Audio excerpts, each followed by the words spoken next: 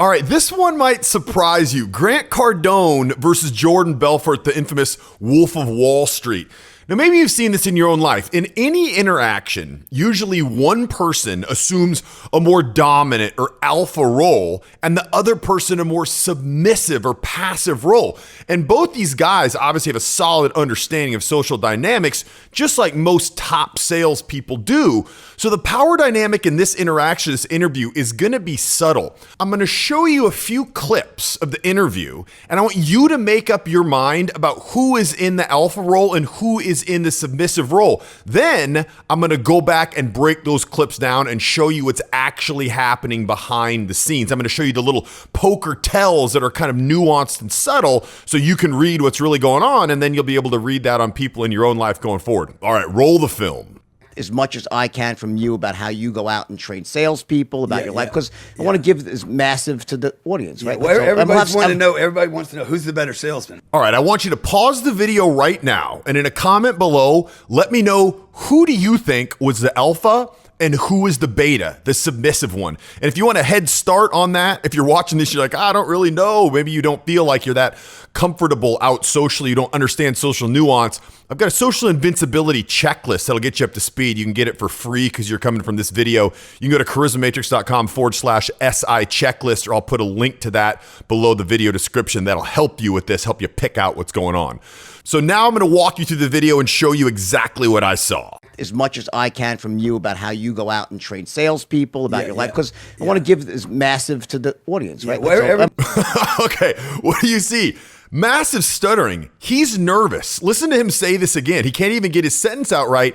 And he's so nervous, he doesn't even go back and correct himself. He just wants Grant to start talking. Listen to this. I want to give this massive to the audience, right? I want to give this massive to the audience. I mean, I'm a great salesperson, but I really excel when I something about, I love doing it. Like when I don't like sales at all. I love training people. So anyways, let's start. Okay, what'd you see right there?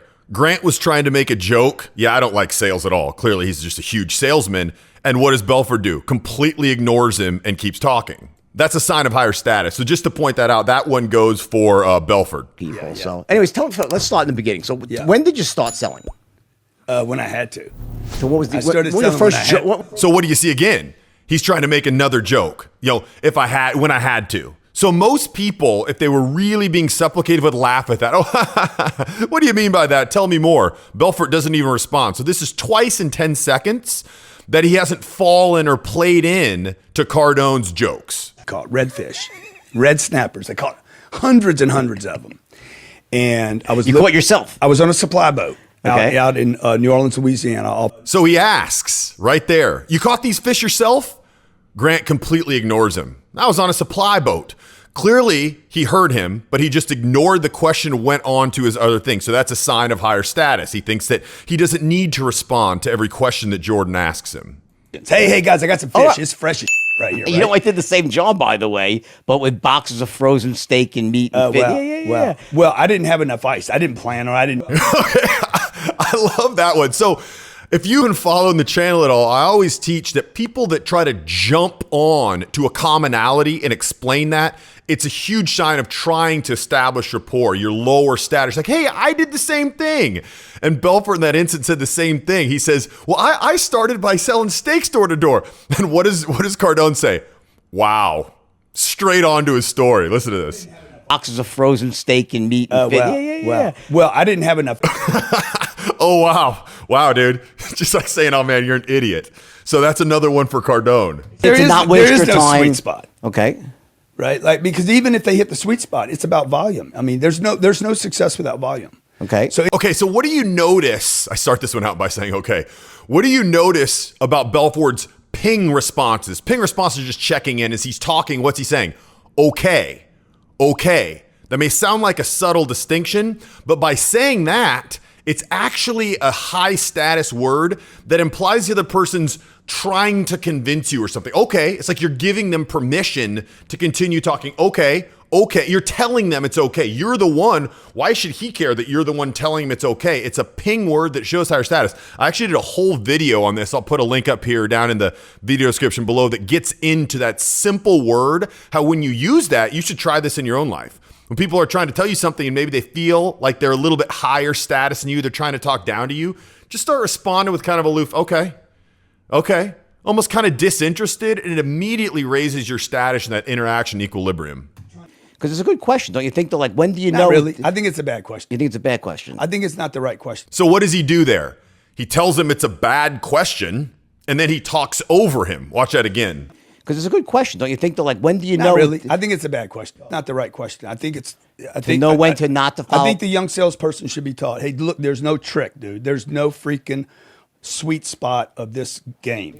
Grant Cardone loves to tell people that they're wrong. He'll almost never agree or go along with somebody. Even if he does agree with them, he'll be like, no, I think that's a bad question. And then he'll go back to say, I think you should ask this question. It's the exact same thing. He doesn't do that in this instance. But Cardone, I actually have a whole nother video about that. I'll put a link in the description below and a card up here if you want to click to it. But Cardone loves to tell people they're wrong. He does it all the time. He does it to his wife. He does it to anyone, even when he agrees with them, because he's trying to exert his social status. It takes an authority to tell the other person that they're wrong. Most people, if they feel like the other person is higher or even equal to them, they're hesitant to tell the other person that they're wrong. Or if they do it, they're going to couch it and kind of talk around it in a nice way. But Cardone just loves to tell people, no, you're wrong. No, I don't agree. And then listen, Jordan tries to talks right on top of him. I think it's a bad question. I think it's not the right question. I think it's. I To think know when to not to follow. I think the young salesperson should be taught. Hey, look, there's no trick, dude. There's. Cuts him off. No, I think they're wrong. I think you're wrong. I think the young person needs to be doing this. And the thing I see them doing, a lot of people, they waste their time talking to they try to go so deep into a disagree with non-buyer. I disagree. Just another instance. I think you're wrong. I think you're wrong. Are you noticing a trend in this? Are you hearing Jordan disagree with Cardone at all? No. Cardone is usually on the side of assuming higher status, and Belfort's falling into that role of supplication. So the Or idea doesn't see value in Okay, what so value. the idea is go work for a company that has a whole suite of products, gives you you can sell something to everybody, right? Basically, right? Yeah. Okay. I like that. Cool. Okay, look at that smile. Look at that smile. That's a smile looking for validation or confirmation. Okay, man, cool. Hey, what do you think? Are we cool? Are we on the same page? That's not a smile of confidence. You're never going to see that smile come for Cardone, because that's a smile of trying to create that rapport. Listen, don't be mad at me. Look how nice I am. Look at the smiling eyes. Other people too. So if it doesn't work for you, So it's interesting. so that's the corporate. Sure. That's the corporate thing. And then the other thing, that's why I'm bad as an interviewer. I never listen. So So what's he doing? Making fun of him, poking fun of him. He's saying, I'm a bad interviewer too because I talk over people. Kind of a sly way of saying, stop talking over me. You ask me a question, you don't let me finish it. See, I'm a bad interviewer just like him. I don't ever want to listen. You don't want to listen. Belfort only slightly picks up on this. He kind of just laughs it off. I'm not sure he even resonated with him that he was getting clowned on, but that's another one of Cardone making fun. People who feel like they have higher status are at liberty to make fun of other people. It's okay to crack a little joke. If you're hanging out with a CEO of your company and you just started there, you're probably not going to be making a joke. Man, look at this guy. He doesn't even listen, right? You have to assume higher status to do that. Clearly, as we go further along, Cardone feels like he has higher status and is assuming the alpha role. Would you say you're a better salesman or marketer? I'd say I'm a better businessman. Never answers the question directly. Salesman or marketer? Businessman. Better business. Which of the two, sales to marketing? What do you think I'd about say those two? I'm a better businessman. Better businessman, Yeah, entrepreneur. I'm not thinking about no. Tries to press him on it. See, like we talked about, Belfort's no rookie, so he presses him. Basically, that's the same question again. Salesman or marketer? What does he say? He's not going to flinch. Cardone, businessman. Entrepreneur. Yeah, I'm not thinking about no. I'm thinking about being a businessman. It's too, Entrepreneur? No. You're wrong. You're wrong. Grant Cardone is right. I'm not an entrepreneur. I'm not a salesman. I'm a businessman. yeah, we raised. I'm going to raise $1 billion in cash in the next. Can you go in back the to next, the in the next 18 months? $1 billion. Hey, $1 billion in cash. $1 billion? Okay, so Grant Cardone's very proud of that. He's going to raise $1 billion in this 18 months, and Belfort kind of tries to change the subject. He glosses over it like it's not a big deal. So notice, when someone of high status who has that alpha role wants to make a point, they're going to make a point. So watch, Cardone's not going to let him gloss over it. He's going to continue to hammer the point until he acknowledges that's quite a feat. I'm going to raise $1 billion in cash in the next. Can you go back to in the next 18 months? $1 billion. Hey, $1 billion in cash. $1 billion? $1 billion. I'm going to end up What building makes that. Grant Cardone? Go back to your Cardone fifth. Capital is going to be a $10 I billion like this. company. I'm going to sell Can I have this. this hat? Do I get to keep this Sure. hat? Is this I'm going me? to sell this. Still not letting him get off the topic until he tried to make a joke, the Austin Powers, $1 billion, still on it. He's going to make him acknowledge it. And along these lines, one point that I'll make, great salesmen have great social acuity, right? Because you're not going to be able to sell, you're not going to be able to create that rapport like these guys do so well if you don't understand these things socially.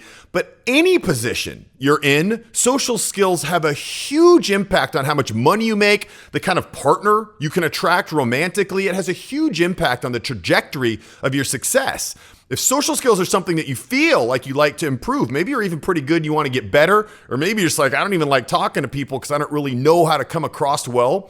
I've got a program called the Social Invincibility Program that's going to teach you step by step how to understand what's going on around you and how when you do certain things, why you get certain responses, so you can always come across as being high status, so people don't look at you and think, oh, he's a dope, he doesn't deserve my time, or she doesn't know what she's talking about. So you always sound competent and you always sound like the kind of person that people want to respect, they want to listen to, and they want to spend time with. You can go to socialinvincibility.com, or I'll put a link below the description below and you can learn a little bit more about it there. So if you haven't seen this video here of Cardone just telling everybody they're wrong, I highly suggest you click here to watch it now. I'll talk to you there. You're lying to me, man. Telling me you never made a mistake. Come on, man. What's wrong with your memory? Either that or you're just telling me you've never made a freaking mistake. No, I've made Come on. mistakes. Well, let me hear one. I'm just Goddamn, trying to you think of can't- any massive. I've been I'm worried lucky about- enough to I'm worried not- about your memory.